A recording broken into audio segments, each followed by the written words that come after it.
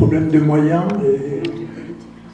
oui, de volonté politique et aussi de résistance aux pressions de certains lobbies parentaux qui ne souhaitent pas que la sexualité soit abordée en milieu scolaire. Et moi j'ai toujours dit, pour reprendre mon témoignage, mais bon, on pourrait me rétorquer, ah bah ouais, mais c'était il y a longtemps, à cette époque-là, on ne faisait pas d'éducation sexuelle à l'école. Je ne suis pas sûr qu'on en fasse beaucoup plus aujourd'hui, mais il est certain que si j'avais pu connaître un minimum sur ce qu'était mon corps et que mon corps me partenait, et que voilà, qu'un adulte n'avait pas le droit de propriété ou même de location sur mon petit corps d'enfant, les choses se seraient passées certainement autrement. Ça me paraît, moi, fondamental, quoi. Alors, des fois, je me révolte devant mon écran de télévision parce que je vois des textes qui sont présentés par les ministres, qui sont au départ extrêmement intéressants, très porteurs, et puis petit à petit, ça se détricote parce qu'il ne faut pas parler de ceci, il ne faut pas parler de cela, il ne faut pas... Bon, après, c'est la petite graine, et puis c'est pas suffisant. Il s'agit également aussi d'un programme d'éducation sexuelle et affective, et ça c'est important aussi de rajouter le mot affective, puisque voilà, ça ne se résume pas, ça ne se réduit pas à la question de la sexualité dans les écoles, ça c'est une première chose. Il me semble que les relations entre humains, des fois dans la famille, c'est pas si simple que ça d'en parler. Et puis, si vous vous en référez aux chiffres qui ont été donnés dans la première vidéo, on aperçoit quand même, on constate quand même que malheureusement, beaucoup d'enfants sont victimes dans leur famille.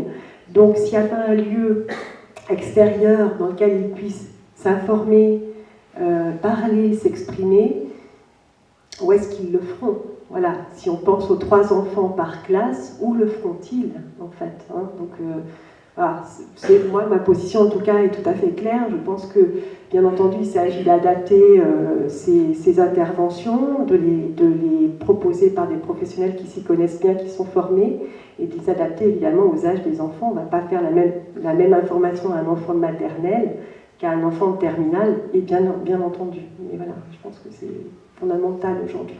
Certains parents vont préférer avoir ce discours de l'éducation sexuelle, de l'ouverture à la sexualité directement avec leurs enfants. Parfois, certains parents ne vont pas réussir parce qu'on parle de l'intimité et voilà, ça va être délicat venant d'eux, ils ne vont pas se sentir à l'aise. C'est là aussi où il s'agit du rôle de l'éducation nationale aussi, des écoles. Donc laissons-leur aussi ce rôle-là, permettons-leur aussi d'avoir ce rôle-là d'éducation auprès de nos enfants. Et effectivement, bien évidemment que le discours sera différent en fonction de l'âge de l'enfant, mais il est vraiment important de l'avoir. Parce qu'il y a aussi des familles dans lesquelles la connaissance n'est pas la même, hein. Et ça, il n'y a aucun souci là-dessus. C'est pour cette raison qu'il faut vraiment s'appuyer sur la connaissance que certains peuvent apporter pour informer nos enfants. Également, nous, en gendarmerie, nous intervenons dans les établissements, dans les collèges et les primaires pour les permis piétons, permis internet, harcèlement également.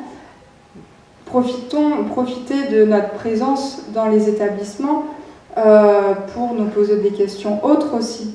Si un enfant a envie, ou un intervenant, ou un professeur des écoles a envie de profiter de notre présence pour nous poser des questions sur ce sujet-là, faites-le, il n'y aura aucun souci. Voilà. Mais effectivement, aujourd'hui, il y a peut-être un certain manque au niveau de l'éducation nationale, par manque de temps, principalement par manque de moyens, mais il est vraiment important de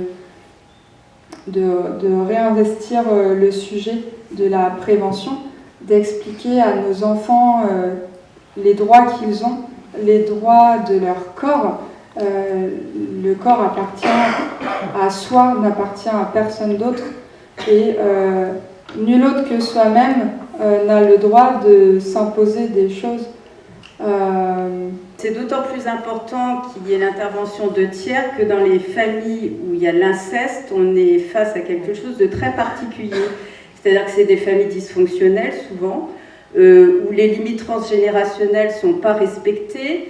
Et pour un enfant, c'est d'autant plus compliqué de dire au sein de sa famille, parfois parce qu'il ne comprend pas, et puis parfois parce qu'il comprend et qu'il ne peut pas. Donc si vous n'avez pas l'intervention d'un tiers, ce sont des enfants qui ne parlent jamais ou qui parlent très tardivement. Oui, c'est ça. Et puis l'éducation sexuelle en famille, c'est quand même un petit peu, c'est compliqué, même s'il n'y a pas si la famille n'est pas dysfonctionnelle, on touche un petit peu au tabou.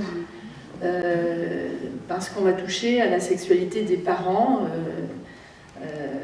et donc ça pose problème. Je pense que quand même il est vraiment très très important de faire une éducation à la sexologie et affective au sein des écoles.